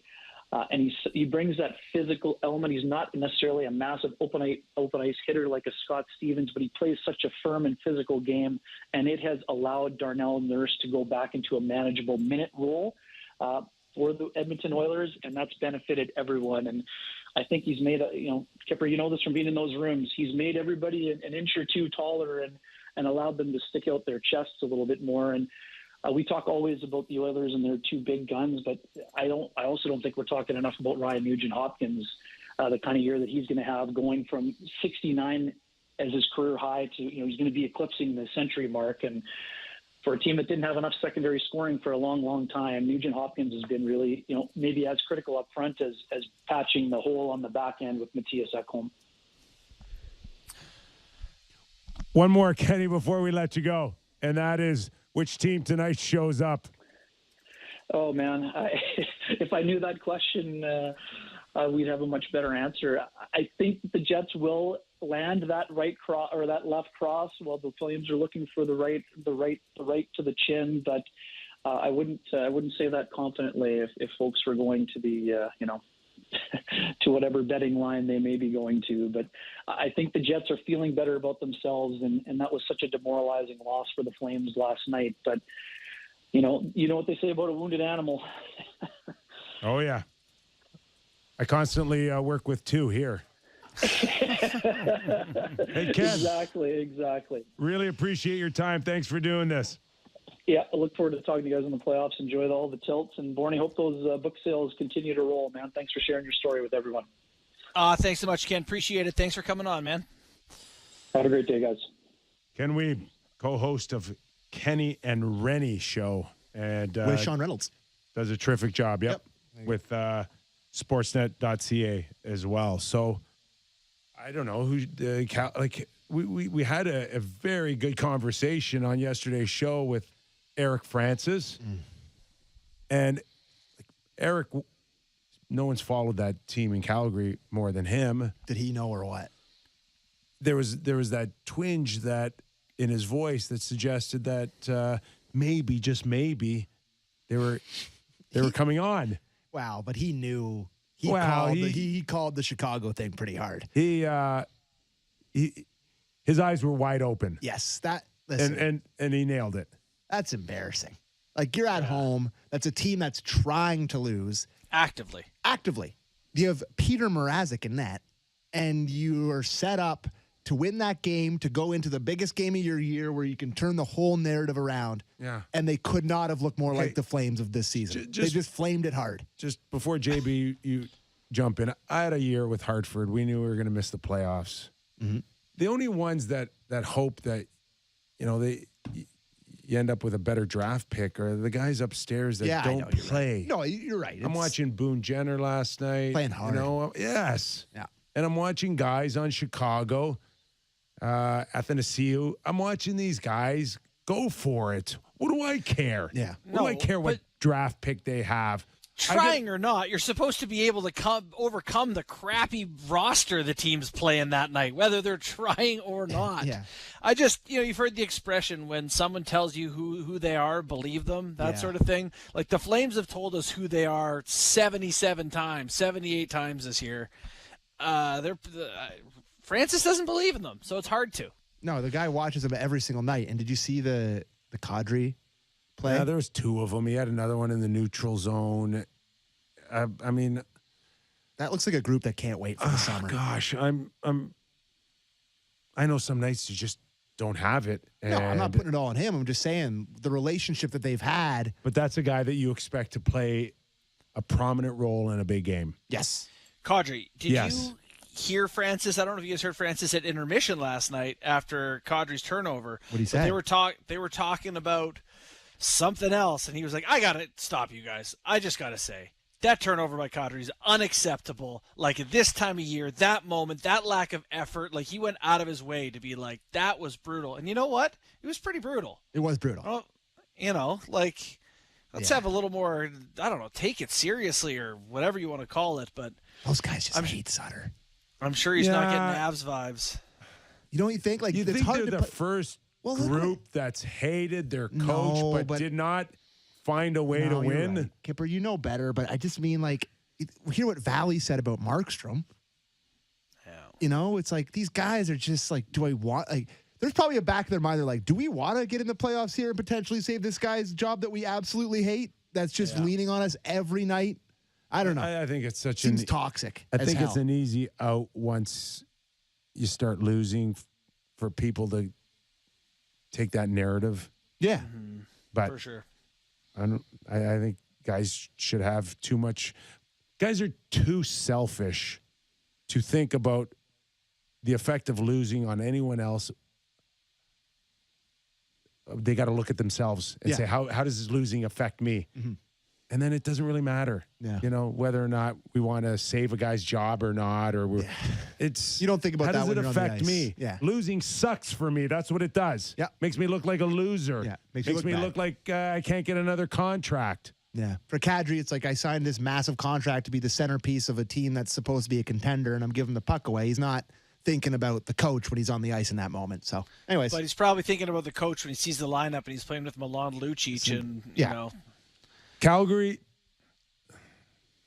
Tyler Toffoli shouldn't be leading your team in scoring. No, agree. Maybe goals if he's having a career year, but the lack of a game breaker. Yeah. Well, that was supposed to be Huberdeau, right? Yes. Yeah. And he is having his most miserable year. He's having a rotten year. But outside of that, Lindholm's numbers are down. Yeah, he was one of the best centermen last year. Best line. Yeah, centered the best line last year. Yeah, I mean, playing with two of those guys probably helps your numbers a little bit. So It's a But tough he one. was like a Selke. He got Selke votes last year. He was close to winning that. Like he's just been. Do you not know what the same betting guy. line is for tonight, Bourne, by any chance? Like, do you have the stuff in front of you? Because I actually don't know. I guess the back-to-back that the Jets would be favored, but like this is a real something's got to give scenario where two teams that love to lay eggs and play badly. Like I have no idea what to expect out of this one tonight. I got the Jets. Jays with Mano on the mound in this game, back and forth. Oh, baby, what a sports night. Love it. Yeah. Love it. Jets 139, Flames plus 118. So pretty- yeah. Jets are favored, yeah. Yeah. But not that heavily. No. Because the books are like, we have no idea. Yeah, no one's any good. No. I sent you guys a random tweet about the Arizona Coyote situation. They're now suing the city of Phoenix for interfering in their Tempe plans. Like, guys. Just put one in Old Town Scottsdale. That'll get everybody going. I know that, but I know that area pretty well. Put a bar down, put it down there. We'll have some fun. Anyways, this is enough. I'm I had enough to of this. mention that. Enough of this. I What did would it write take last for Gary week to cut bait? that did I tell you that Connor Bedard he'll go there? Yeah. Would you think? They've lost 8 in a row, by the way. Yeah. Do you think that the PA and the league can find how somehow not let them get there? The opposite of the frozen envelope, the hot envelope. Like if they became the bad guys and said he's not good for us to drive revenues up in Arizona. We gotta stick him in Chicago or somewhere. Well, I think the initial reaction would be that's a dangerous precedent to set in terms of not letting him go there. But this situation has no parallel, right? Like there's no, it's The fact that they're not even trending towards getting a rink. No. There's lawsuits against them, and they're suing the city about the idea of even getting permission to build. How big is old Gare's ego? Just get him out of there, man. Admit defeat. It's done. It's over. Move them somewhere. Where were we last with them? There was a vote in the hands of the people. Yeah. Tempe, yeah. Yeah. And it didn't work out so No, well. didn't work out. Nothing's working out.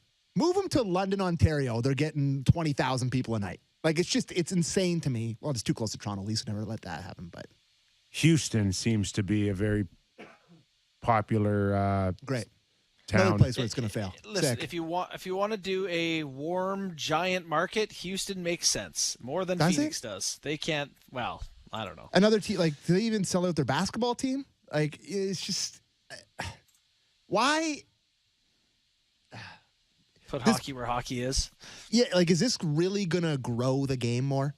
It's like they've been getting pretty consistent numbers, people watching the game for a long time. Like, Yeah. why don't you just give it to people who like it? Yeah, this is going to put a lot of pressure on the NHL now to where do you go from here? If you Quebec cannot City. find a place to Mark 'em. build, you have to get them out. This is one of the biggest things that pisses me off in the world is this Phoenix Coyotes situation or Arizona Coyotes situation that we have to talk about this like every so while, about once a month, this bubbles up. And I'm just like, we're still doing this. Just move them to where people like hockey. It's not that hard. There's a ton of markets in, like, move them back to your beloved Hartford. Like, I don't care. Like, somewhere other than the South. People don't like hockey there. They don't care. Like, they care more about golf and college football in Arizona than they do about hockey. That's for sure. Anyways. May 16th, there's something going on, a referendum. Referendum? Referendum. A referendum? Yes, a referee. I don't know. I have no idea. I don't know. I tried to block this out. I have no idea. Last night I said on Lee's Talk that the Coyotes were hot, and then I looked and they'd lost 8 in a row, so that tells you how little I pay attention to the Coyotes. I just blocked them out. I block them out. I don't want... The one thing that's good, though, is that Austin Matthews is not going there. So you can cross that one off the list. It's a plus. You know what would be interesting, though, is like, even if he ended up going there, would it really change anything? No. Can one guy go in there and... Absolutely not. Well, one guy went into Philadelphia and built a new rink. You know, one guy went into Pittsburgh and eventually built a new rink. I mean, guys can do it. Yeah, but... Superstars can do it. Franchise players can do it. It's a great question, but I don't think so. I would look at that the same way as I look at Johnny Gaudreau going to Columbus or something. Oh, I'd be really? Yeah, same. I'd be like, No. way to go quitter. Way to go I quitter. think You don't want to one win? guy could get somebody excited there. Nah. Yeah, and get a rink. They're almost the last place team in the league. Like, when are they going to be good? 5 years from now? He's not going to try to win during his prime? No, I'm just not. They traded a defenseman who's like 25 with 3 years left on his contract for nothing. Like, what are they even doing? Are you trying to win? I just, please, for the love of God, move them to Canada, or move them to, I don't know, Hartford. What do they like hockey in America? Move another team to another Minnesota. Put St. Paul and Minneapolis. Put them somewhere where they care. It's not that hard. I don't think Gary would ever look at Canada again right now. It's rude. It upsets me. Yeah, Like, I know. put it with Quebec City. There's a rivalry built in. You could put. Imagine Hamilton. You could do the LA thing and put a team at Scotia. A second one is Scotiabank Arena. Guess who would not let that happen? I know that's not going to happen, and I know the Leafs would hate it, but you could. Put one in Vaughan. Could you do something like with what like the Rays and did with Montreal in baseball, where you say they're going to be in Quebec City till they have a rink in Phoenix? They're just going to play in Videotron in front of 18,000 people until you figure it out in Phoenix. Then we'll send them back and figure it out from there. Like, that's the crazy part is there's actually just a rink that's ready. Built. And it's like, and it's in a city where they really like hockey there. It's like you just move them there. You got to sell out every night. You get to rebrand. You got the Nordiques back. I don't want to talk anymore. And it just pisses me off. It puts me in circles. Okay. It just upsets me. Anyways, You guys want to Oilers? Oilers 3-1 over LA. Mm-hmm. That's the matchup. Mm-hmm. Now they're ahead of them. Home ice advantage. What kind of statement in the last two wins against LA did the Oilers make? So Stuart Skinner and Jack Campbell have combined to stop 99 of 100 shots in the last 3 games for the Oilers. The Oilers' 1 goal against ties their franchise record for any 3-game span in a single season. So now they're not letting in goals either. That's helpful. Yeah, like now they're really looking dangerous. I know we talked about Matthias Ekholm a little bit, but I think every contending team out there should be kicking himself, including the Toronto Maple Leafs. And McCabe's okay. It's a McCabe's fair take, okay, Kevin. but he is not. He ain't Ekholm. No, you're right. He's not there. And I think it was just trying to play both sides. Middle it. Yeah. And you can't play both sides in a flat cap when you're trying to contend right now. You're either all in or you're all out. I think Ekholm was the guy that would have made a bigger impact for the Leafs. Listen, I want to sit here and say you're wrong, Kip, but you're not. We talked about, how many times did we talk about Ekholm for 2 years before he was traded, about how that's a guy that we would just love on the Leafs back end. That's a guy that just would fit perfectly. And he got out of there, and everyone always kind of having a down year. And he goes out of there, goes to a contending team, and all of a sudden he's just a stud. But I don't think they chose Ekholm over McCabe, McCabe over Ekholm. They chose Ryan O'Reilly and Achari over Ekholm. Yeah. They chose to prioritize a different part of their lineup. Listen, you can skin it any way you want, but you didn't get him. You didn't make it a priority. I'm sure the Leafs are not, like you said, I'm sure the Leafs are not the only team watching this, kicking themselves. I mean, look at Tampa. They're probably like, oh my God, how could we have made it work to get him on the books instead of trading a draft class for Tanner Jeannot, who has 1 goal in however many long. Although I'm not making fun of them yet because the playoffs hasn't started and he's going to get a big goal against the Leafs. But there's a lot of teams that probably are pretty pissed off themselves for not going deeper on Ekholm because, boy, he's been amazing. Listen, we spoke of New Jersey kicking Pittsburgh's ass last night. Kicked them. Kicked their ass. Yeah. It's like, it's not even close. No, not even close. Like, you go and sign Malkin and Letang, and your statement alone on those signing is, we got to win now. Yeah. And Pittsburgh doesn't go and get Ekholm. Yeah. You know, I think that's the complaint, and had been the complaint about Ron Hextall, is he's very prospect and draft obsessed. Hey, and I got doesn't push news the for chips him. in. Yeah. Pay the tab later. Those first rounders mean crap to Sidney Crosby. Yeah. Okay? 0. Yeah, Sidney Crosby, who is having another unbelievable season. And Like, you're we're- wasting it. Yeah, it's a wait. Like he's got 88 points in 78 games this year, Sid. You wasted Sid Crosby's year. You wasted re-signing Malkin and Letang because you want to protect first rounders. It's insane. But I mean, say what you will about Jimmy Rutherford. His whole tenure there, he traded the boat every trade deadline to acquire guys every single year. And we can talk about his Vancouver exploits, but while he was there, he understood that and just traded. Like, you think of all the guys they got at deadlines, Aginla, Marian Hossa, they would just be trading all their picks for these guys. Kunitz, maybe that was pre, but they just always went all in at the deadline with Sid, which is what you should do. And when Jimmy Rutherford left, he left those guys a mess. For sure. A mess. Yeah, but he also left with hardware. Yeah.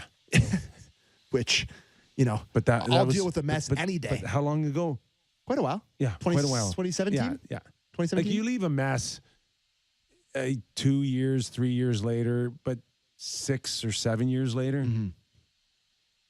Yeah. Come on. That's how another team like that's Carolina for me. That's how deep the hole was. Yeah. Right?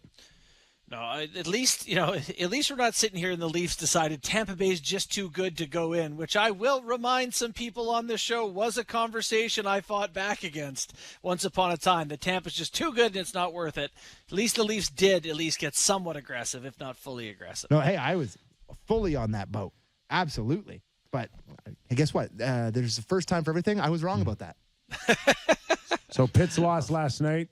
Yep. Slides the Florida Panthers right in there. Yeah, so I think I'm just looking at the standings here now. It's the Panthers are in the first wild card spot. Yeah. Bourne's beloved Islanders holding on for absolute dear life at 87 points. They're tied. And Pittsburgh's 1 point back with 86. So it's, Islanders have lost 2 in a row here now. It's going to be a really, really compelling finish here. Do those teams play each other at all?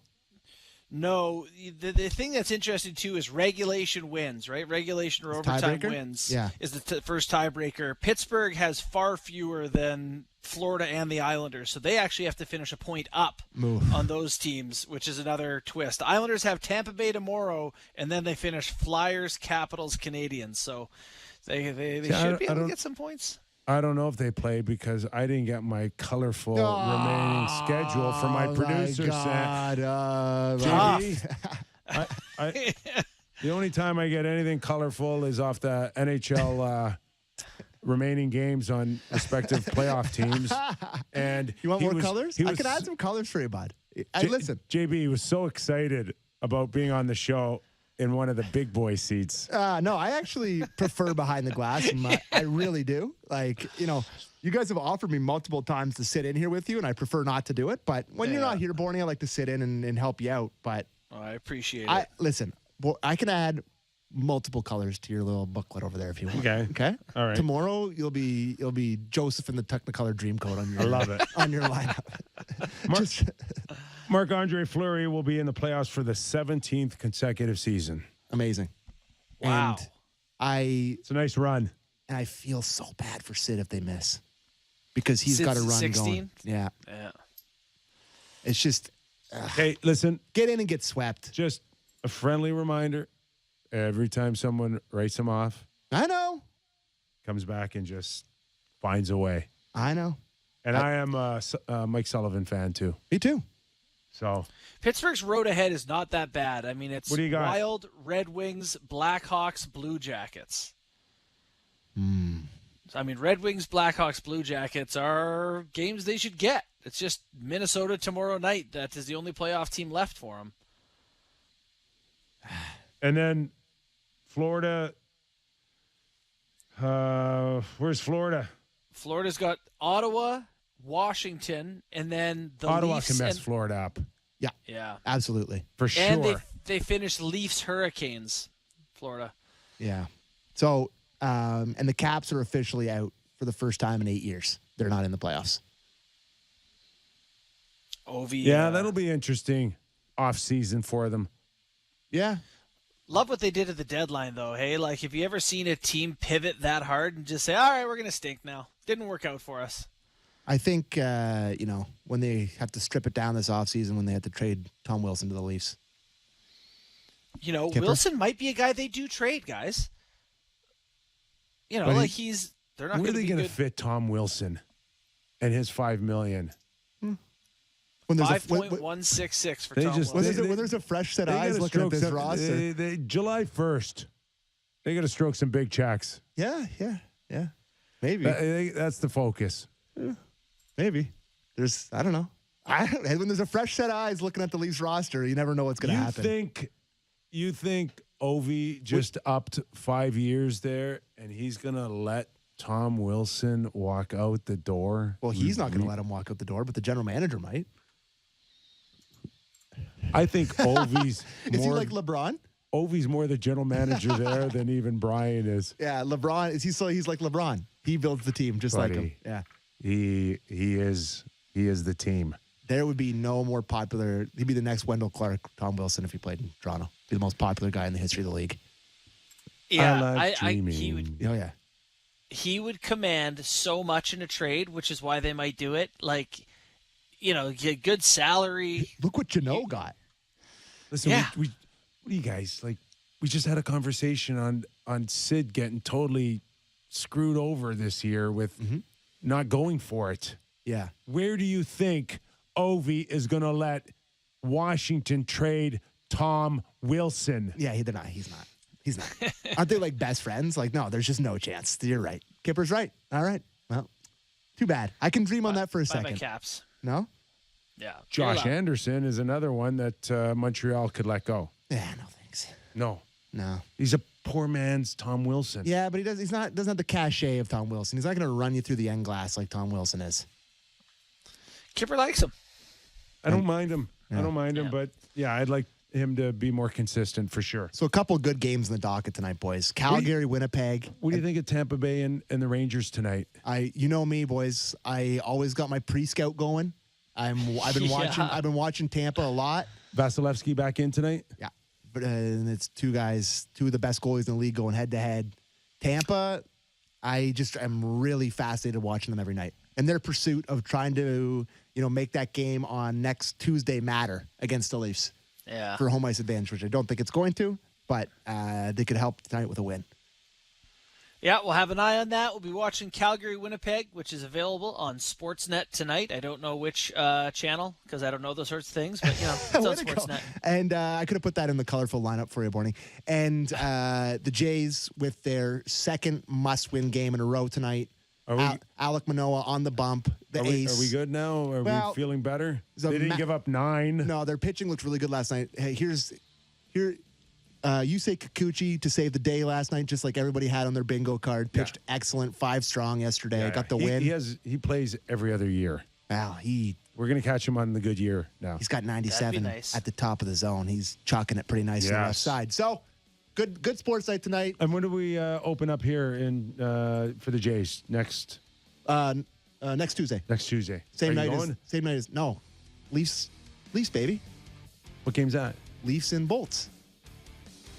Oh. Why would I want to go to the home opener? I'd rather watch meaningless hockey. Just say you can't get tickets. Just say the truth. Yeah, I could. Nobody's invited you. Yeah, that's true. Okay, our thanks to Steve Valaket and Ken Weeb. Enjoy the big game, Jets and the Flames. We're back tomorrow, Real Kyper and Bourne.